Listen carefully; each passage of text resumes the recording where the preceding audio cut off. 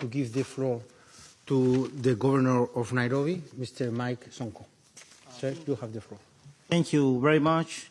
The President of the 73rd session of the United Nations General Assembly, Your Excellency, Mrs. Maria Fernanda Espinosa Garcias, the Food and Agriculture Director General, Your Excellency, Jose Graziana de Silva,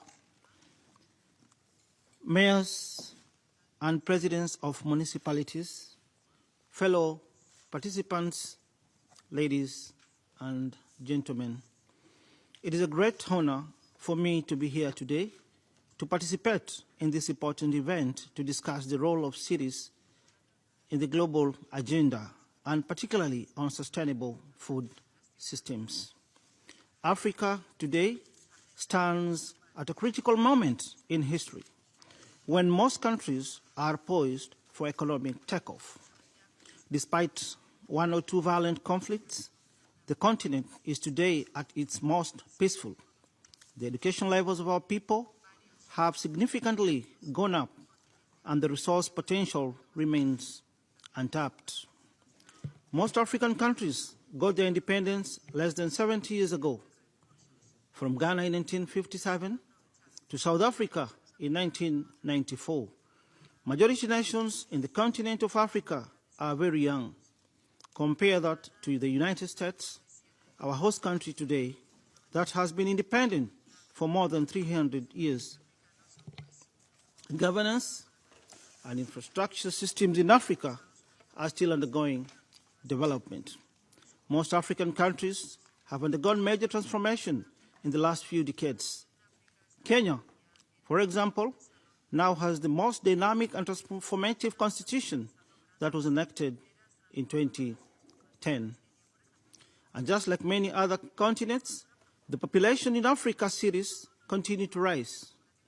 The UN projects that by the year 2050, at least 68% of the world population will live in urban areas.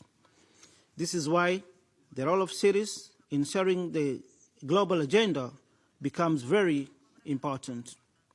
We all need to do more to ensure cities develop capacity to respond to the demands for services from an increasing number of population. One of the challenges that comes with this rising population is how people can buy safe, nutritious food at affordable price at a place that is near their homes. In Kenya, the government, under the President, His Excellency Uhuru Kenyatta, has set food security among top 4 priorities of our development agenda. This is in line with Kenya's Vision 2030 Development Roadmap and Sustainable Development Goal number 2, which aims to end extreme hunger. Nairobi was recently declared one of the top resilient cities in the world. However, we too face the same challenges that affect most growing cities. This includes a strain on services like water supply, waste management, and expansion of transport infrastructure to match the rapid population growth. Agriculture has been the mainstay of Kenya's economy and directly contributes 24% of the GDP. About 45% of government revenue is from agriculture, and sector contributes 75% of industrial raw material. Over 80% of households, especially in rural areas, depend on agriculture. One will be forgiven for thinking that with these statistics, there is an abundance of food everywhere. More than half of Nairobi's, nearly 1 million households, live on total expenditure of less than $70 a month. With this kind of budget, most of the households cannot afford more than one decent meal a day. In most instances, the meals lack basic nutrients because they cannot afford tomatoes, onions, or even fresh vegetables. Food outside the city is sometimes 10 times cheaper because of a combination of factors: a cartel-like distribution system, a market that is very difficult to penetrate, lack of market information to enable consumers make informed choices, and a small number of physical market spaces make it difficult for the poor to access quality products. In Nairobi, we have taken a number of steps to address this. My county government is in the process of constructing several markets to ensure more people have access to fresh produce a short distance from their homes. We have also set up a food system directorate tasked with ensuring that residents have access to safe food of good quality at affordable prices wherever they live. We now have a food markets information system that enables residents to know where foodstuff is available and at what price. This helps to enable consumers make informed choices, although the system is still not yet in wide use.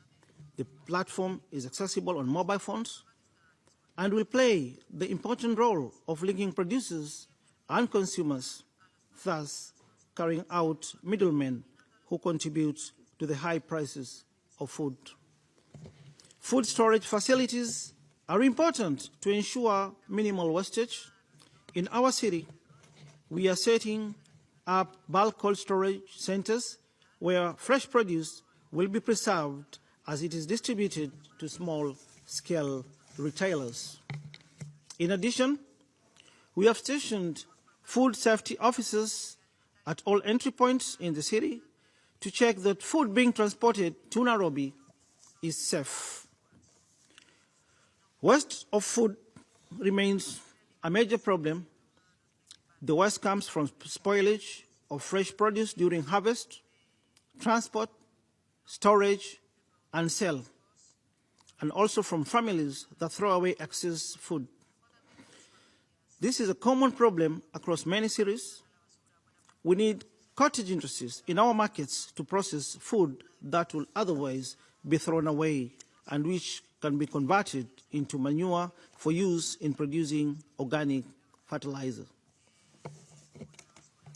Food production continues to be threatened by climate change. We must all play our part to conserve the environment and plant trees to resolve global warming.